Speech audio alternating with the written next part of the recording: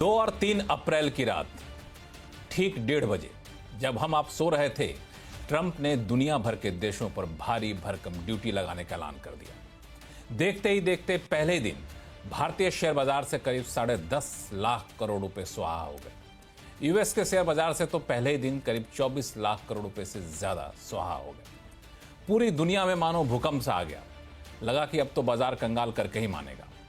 लेकिन मुश्किल से एक हफ्ता ही बीता था कि ट्रंप ने अपने ही फैसले पर 90 दिनों के लिए रोक लगा दी। हालांकि चीन को बाहर रखा, लेकिन इस रोक से फैसले आने के बाद ही अगले ही दिन दुनिया भर के बाजार झूम उठे।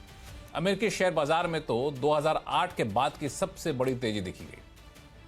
तो भारतीय बाजार एक दिन में जितना उछला उतना पिछले 6 महीने में कभी देखने को नहीं मिला था। तो ऐसे में कई सारे सवाल हमारे, आपके और आप जैसे लाखों निवेशकों के मन में उठ रहे हैं। सबसे पहला, क्या ट्रंप का टेरर खत्म हो गया है या फिर ट्रंप की वजह से जो भूकंप आया था उसका आफ्टर शॉक अभी भी बचा हुआ है? दूसरा सवाल कि क्या Q4 अर्निंग्स को अब बाजार ज्यादा गंभीरता से लेगा या फिर Q4 अर्निंग का सपोर्ट अब बाजार को मिलेगा? और तीसरा सवाल जो शेयर बाजार का हर निवेशक जानना चाहता है, जिनकी संख्या 22 करोड़ के आसपास पहुंच गई है, कि आम रिटेल निवेशक अब क्या करें। तो इन तीनों सवाल का जवाब आज आवाज अड्डा में ढूंढने की हम कोशिश करेंगे। नमस्कार, मैं हूं लक्ष्मण रॉय और हमारी इस कोशिश में हमारा साथ देंगे बाजार के दिग्गज आनंद राठी के वेल्थ के डिप्टी सीईओ फिरोज अजीज साहब, ट्रस्ट म्यूचुअल फंड के सीईओ मिहिर वोरा जी हैं, इंक्वेटिस के सीईओ जसप्रीत सिंह अरोड़ा साहब हैं और रॉकसेस्ट कैपिटल के मैनेजिंग पार्टनर अभिषेक अग्रवाल साहब हैं। ये जो 4 लोग आपके सामने दिख रहे हैं ना, वो दिन रात शेयर बाजार को देखते हैं। भारत का शेयर बाजार हो, विदेश का शेयर बाजार हो, और आप जैसे निवेशकों के पोर्टफोलियो को हैंडल करते हैं। तो अगले 1 घंटे तक कहीं मत जाइएगा, क्योंकि 1 घंटा जो है ना आपकी जिंदगी के लिए काफी अहम साबित होने वाला है, क्योंकि इस तरह की गिरावट, इस तरह की हलचल बाजार में कभी कभार देखने को मिलती है। तो शुरुआत में फिरोज अजीज साहब आपसे ही करना चाहूंगा कि ट्रंप साहब ने जो डर दिखाया था और उसके बाद जो भूकंप आया था, क्या माना जाए कि अब वो भूकंप खत्म हो गया है या फिर अभी आफ्टर शॉक आना बाकी है? नमस्कार लक्ष्मण सर। मेरे हिसाब से जो भूकंप आया था उसके आफ्टर शॉक्स और ट्रेमर्स जरूर हैं, क्योंकि अभी तक वो भूकंप को कौन हु विल ब्लिंक फर्स्ट ये पता नहीं लगा है। ऑफ कोर्स काफी सारे कारण हैं, क्योंकि ट्रंप ने अपने निर्णय को वापस रिवर्स किया, जैसे आपने सही फरमाया कि चाइना को सेपरेट रखा है। पॉइंट मैं ये कहना चाहूंगा कि ट्रेमर्स होंगे, पॉइंट 1। पॉइंट 2, ये भूकंप का जो बेनिफिट इंडिया को होने वाला है लॉन्ग टर्म में, मैं बहुत बुलिश हूं। ऑफ कोर्स बहुत सारे 6-7 रीजंस हैं, क्योंकि जो पूरी जो पानी में कोई अनसेटलमेंट नहीं थी, पूरी वाटर को उसने अनसेटल किया, मडी किया। जहां वापस सेटल होगा, इंडिया की जो पहले स्थिति थी उससे कई गुना बेहतर होगी ग्लोबल ट्रेड में। हम हमेशा चाइना से कंपीट करना चाहते थे, चाइना +1 की बात करते थे। मेरा सवाल चीप आपसे ये है लेबर, कि जब ये ग्लोबल ट्रेड में इंडिया की स्थिति बेहतर होगी, इसके बावजूद इंडिया मार्केट डरा हुआ क्यों इतना है? क्योंकि मैं देख रहा था कि इंडिया का जो एक्सपोर्ट है बहुत ज्यादा होता नहीं है चीन से तुलना करें तो। टोटल एक्सपोर्ट बास्केट में भी यूएस की हिस्सेदारी बहुत कम है। फिर हम डरते क्यों इतना? सर डरते फिरोज नहीं साहब। है अगर आप रिलेटिव टर्म्स में देखें। Laxman sir, if this question is for me, India और ब्राजील 2 ही मार्केट हैं जो 3 दिन पहले मैं आंकड़े देख रहा था, 2 दिन पहले के आंकड़े हैं। 2 ही मार्केट थी जो 20 मार्केट देखी थी जो पॉजिटिव में थी।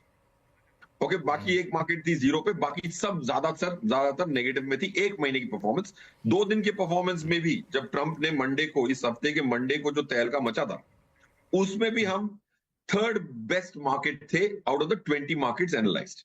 देखिए, जब भूकंप आता है तो जैसे मैं बैंकॉक में था जब म्यांमार में भूकंप आया, बैंकॉक में भी 7.7 जो होटल में था वो भूकंप, एक्चुअल भूकंप देख के आया हूं मैं लास्ट मंथ। तो मैं ये कह वहीं रहा पे हूं थे कि आप?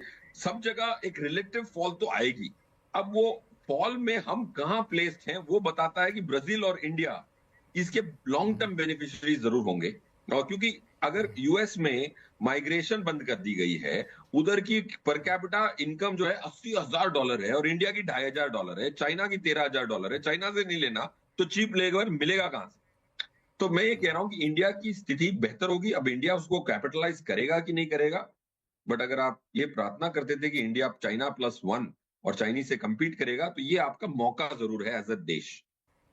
बिल्कुल ये मौका है, लेकिन इस मौका को कितना ज़्यादा मोनेटाइज कर पाएंगे, भुना पाएंगे इसको, लेकिन मेरे मन में कई सारे सवाल हैं जिस पर मैं आगे चल के शो में आपसे बातचीत करूंगा। मिहिर वोरा साहब, एक बात जो फिरोज साहब ने कहा कि भूकंप आ गया है लेकिन इसके आफ्टर शॉक अभी बाकी है, तो मैं आपसे थोड़ा सा अलग सवाल पूछूंगा इसी को लेकर के कि क्या स्थिति ऐसी भी हो सकती है कि फरवरी में जो हालत हम लोगों ने देखा था, क्या हम लोग वहां तक फिर जा सकते हैं कि नहीं, अब वो बुरा दौर चला गया? नमस्कार लक्ष्मण जी। देखिए, आफ्टर शॉक्स तो आएंगे, और वॉलेटिलिटी तो बिल्कुल रहेगी, क्योंकि अभी भी 90 दिन की जो ब्रीदिंग स्पेस मिली है उसमें भी काफी सारे नेगोशिएशंस, काउंटर नेगोशिएशंस वगैरह होंगे। उसमें क्या होगा कि जो ग्लोबल बिजनेसेस हैं, मल्टीनेशनल्स हैं या यूएस बिजनेसेस हैं और इवन एक्सपोर्टर्स हैं, चाहे वो इंडिया में हो चाहे चाइना में, वो कोई बड़े डिसीजंस नहीं लेंगे। तो एक तरह की जो डिसीजन पैरालिसिस जो है वो तो रहेगी। और जो इंडिया जैसी इकोनॉमी जो है, और जैसे फिरोज ने कहा कि उसमें relatively we are among the best place, वो तो रहेगा। लेकिन we can not ignore the fact that volatility is here to stay, at least in the short term.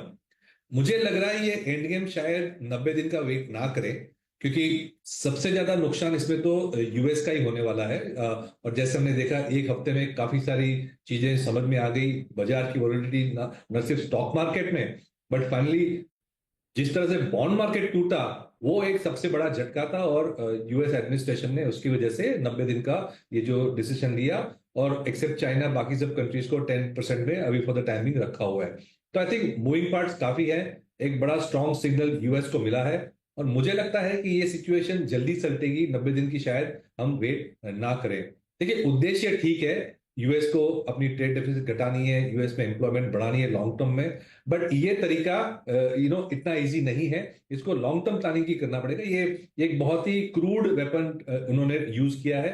मेरे ख्याल से नेगोशिएशन टेक्टिक था, काफी हद तक, थोड़े हद तक सफल हुए हैं, बट वॉलेटिलिटी तो रहेगी।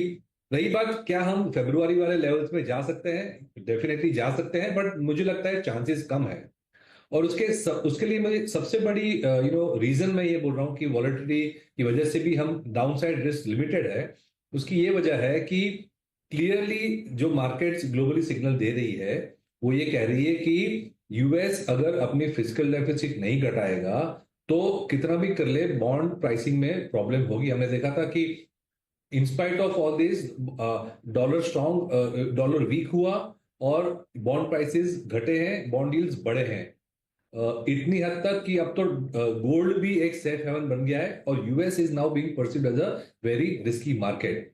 मुझे लगता है कि सिचुएशन इन्फ्लेशन की ओर जा रही है यूएस में, और इन्फ्लेशन की वजह से और भी प्रॉब्लम्स होंगे, बट इसके बावजूद उन्होंने टैक्स कट किए। अभी कल जो बजट पास करवाया प्रपोजल्स, उसमें टैक्स कट किए हैं और फिजिकल डेफिसिट बिल्कुल घटाने की बात नहीं कर रहे हैं।